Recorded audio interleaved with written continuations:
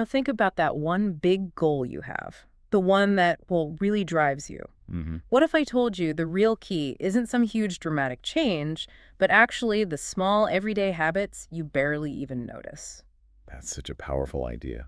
Welcome, everyone, to the deep dive. Yeah, welcome. Today we're exploring exactly that, how habits shape our success, drawing on some really profound insights. We're diving deep into Stephen Covey's classic, The 7 Habits of Highly Effective People.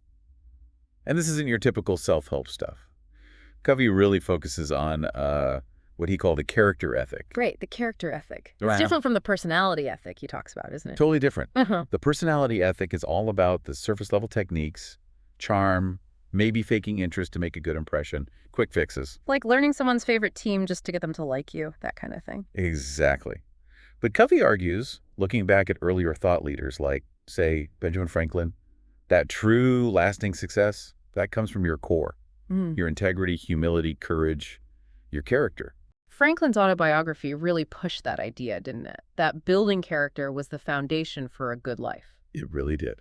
And that's the shift Covey championed back to those foundational principles. So our mission today is to really unpack the first 3 habits from Covey's work. He calls them the private victory. Right, the ones you achieve within yourself first. And we want to pull out the practical, motivating ideas that you, listening right now, can start using to build more effective habits. Think of it like a coaching session focused on real, long-term growth. Sounds good. Where should we start? Habit 1. Let's do it. Habit 1, be proactive. What's the heart of this one? At its core, being proactive means understanding there's a space between what happens to you, the stimulus, and how you react to it, your response. Ah, that gap. Exactly. And in that gap lies your freedom, your power to choose your response. It's the opposite of being reactive, where your feelings just dictate your actions. You know, the example of Viktor Frankl always comes to mind here. His experiences in the Nazi death camps, just horrific. It's an incredibly powerful illustration. Even in those absolutely unimaginable circumstances, where externally he had zero freedom, Frankl realized he still possessed the ultimate human freedom. Which was? The freedom to choose his internal response, his attitude. He used memory, imagination, his inner life to maintain that freedom, even when everything else was stripped away. He was, in a way, freer than his captors. Wow. That really puts things in perspective. Now, Covey talks about the circle of concern and circle of influence. How do they fit in? Well, proactive people focus their energy and time on their circle of influence. These are the things they can actually do something about: their health, their work habits, their own responses. Okay. Reactive people, on the other hand, tend to get stuck worrying about their circle of concern, things they can't control, like the news, other people's behavior, economic problems. It's so easy to get caught up in that, isn't it? Complaining about traffic or politics. It really is. Yeah. But it's ultimately draining and ineffective. Covey gives a great example related to relationships, like marriage. Yeah. He says, when that initial feeling of love fades, as it sometimes does, the reactive person says, the feeling's gone, so it's over. They're driven by the feeling. Okay. But the proactive person understands that love is also a verb. They choose to act lovingly, to sacrifice, to listen, to empathize, to be kind. Ah, so the action comes first. Exactly. And often the feeling of love is the fruit, the result of those loving actions.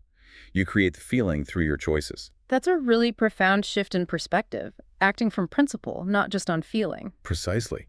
And the interesting thing is, when you consistently work within your circle of influence, you often find it starts to expand. How so? Well, Covey uses an example of parents worried about their rebellious teenager. They can't directly control the teen that's in their circle of concern. Right. But they can control their own parenting style, their own responses, their own example. By focusing on improving themselves, their circle of influence, they create a more positive environment, which can eventually positively influence the child. Their influence grows. I see. It generates positive energy outwards. So for someone listening, what's a practical step to become more proactive? Try this for, say, the next 30 days. Pick one area, work, marriage, health, whatever, and consciously focus only on your circle of influence within that area. Okay. Make small commitments to yourself related to that circle and keep them. Be a light, not a judge, as Covey says. Focus on what you can do. That sounds doable. Small steps. Okay, let's move to habit 2. Begin with the end in mind. This sounds like vision, direction setting. Absolutely. It's about starting everything you do with a clear understanding of where you want to end up. your destination. Why is that so important? Because it ensures that the steps you're taking today are actually moving you in the right direction. It helps you avoid what Covey calls the activity trap. The activity trap sounds familiar, being busy but not actually getting anywhere important. Exactly. Busy fools. Yeah. Habit 2 is based on the principle that all things are created twice. First, there's a mental or first creation, then a physical or second creation. Okay, explain that. Think about building a house. You wouldn't just start throwing up walls, right? No, of course not. You'd need blueprints, a detailed plan. Right. That blueprint, that plant, that's the first creation, the mental one. Building the actual house is the second, physical creation. Habit 2 says we need to apply that same process to our lives. Design the life you want first. Be the architect of your own life, not just the builder reacting to circumstances. You got it. And this leads to a really crucial distinction Covey makes between leadership and management. He quotes Peter Drucker and Warren Bennis. Management is doing things right. Leadership is doing the right things. Precisely. Covey uses a great analogy. Imagine people cutting through a jungle with machetes. That's the producers, the managers. They're efficiently clearing the path, doing things right. Okay, very efficient. But leadership is the person who climbs the tallest tree, surveys the whole situation, and yells, "Wrong jungle." So, leadership is about direction, making sure the effort is pointed the right way. Exactly. Management is efficiency in climbing the ladder. Leadership determines whether the ladder is leaning against the right wall. Are we even in the right jungle? That's a powerful image. So how do we apply that personally? Ensure our ladder is on the right wall. It starts with clarifying your values before you set goals. Yeah. What really matters to you? What principles guide your life? This is where the idea of a personal mission statement comes in. A mission statement, like for a company. Sort of, but deeply personal. It's Yeah. a written constitution based on your core values and vision. Covey suggests it's something you detect within yourself, not something you invent. It connects to your unique purpose. Detected, not invented. I like that. It feels more authentic. It is. And to make it balanced, he suggests thinking about the different roles you play in life, maybe spouse, parent, manager, friend, community member, and what your aims are in each role. So it covers all aspects of your life, keeps things in balance. Right. And Covey also mentions using tools like visualization and affirmations to help embed this mission into your daily life. Visualizing how you want to act based on your values, or using affirmations. Can you give an example of a good affirmation? Sure.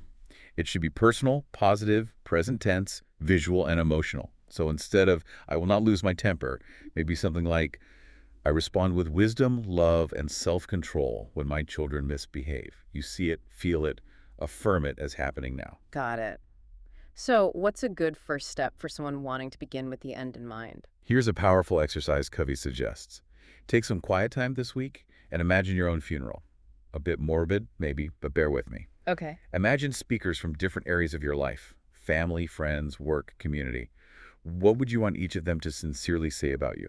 What character would they describe? What contributions would they remember? Wow. That really forces you to think about the end, what truly matters. Exactly. It provides a very clear end in mind to guide your actions today. That's deep. Okay, moving on to habit 3. Put first things first. This feels like where the planning meets reality. It absolutely is. Habit 3 is the practical fulfillment of habits 1 and 2. Is the discipline of carrying out your vision. It's personal management grounded in your proactive choices and your end in mind. So doing what matters most. Precisely. And the key tool here is the time management matrix. Yes, the 4 quadrants.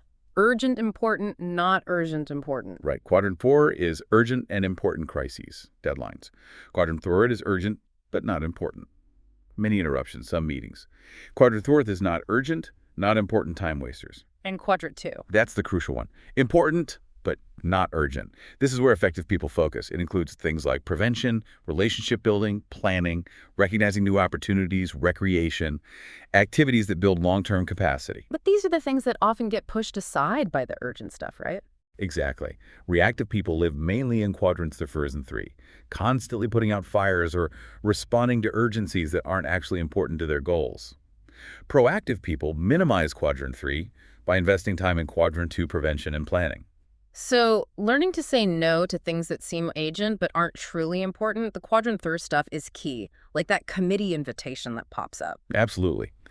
Saying a principled no to the unimportant allows you to say yes to your vital quadrant 2 priorities. It requires discipline grounded in habits 1 and 2. Okay, so how do we structure our time to focus on quadrant two? Looking at the week ahead allows you to schedule those important Quadrant 2 activities proactively. Scheduling appointments with yourself for those important tasks. Yes, and treating them as seriously as any other appointment. This weekly perspective also helps maintain the PPC balance. PPC balance. Production, the results, the golden eggs and production capability, PC, the asset that produces the results, the goose that lays the golden eggs. Ah, the fable of the goose and the golden egg. The farmer kills the goose to get all the eggs at once. And ends up with neither goose nor eggs. Effectiveness requires balancing both, focusing only on results, P, without maintaining the resource, PC, whether it's your health, relationships, or equipment, is unsustainable. Quadrant 2 activities maintain and enhance PC. That makes perfect sense. Neglecting your health, PC, to work more hours, P, eventually leads to burnout. Exactly. Finally, Habit 3 also discusses effective delegation, specifically stewardship delegation. How is that different from regular delegation? Instead of gopher delegation telling someone exactly how to do something, stewardship delegation focuses on results. You clarify the desired outcome, the what, provide guidelines, identify resources, set accountability standards, and define consequences, but you give the person the freedom and responsibility to choose the method, the how. Like the green and clean yard example Covey uses for his son, defining the result, not the specific tasks. Precisely. It empowers the other person, leverages their creativity, and frees you up significantly. It's based on trust and clear expectations. Much more effective long term. Okay, an actionable step for habit 3. Simple but powerful. Identify just one Quadrant 2 activity you know you've been neglecting. Something important but not urgent. This week, schedule a specific time block for it. And protect that time block. Treat it like a crucial meeting. Don't let urgent but less important things crowd it out. Start building that Quadrant 2 muscle. Great advice. So these first 3 habits, be proactive, begin with the end in mind, put first things first, they really build on each other, don't they? Absolutely. They form what Covey calls the private victory. They move you from dependence on circumstances or others to independent self-mastery. You take responsibility, habit 1, you define your direction, habit 2, and you manage yourself effectively to get there, habit 3. Exactly. And this private victory, this self-mastery and character development is the essential foundation for the next set of habits, which deal with relationships and interdependence, the public victory. You can't really build effective relationships with others until you've mastered yourself first. That's the core idea. As Covey puts it, private victories precede public victories.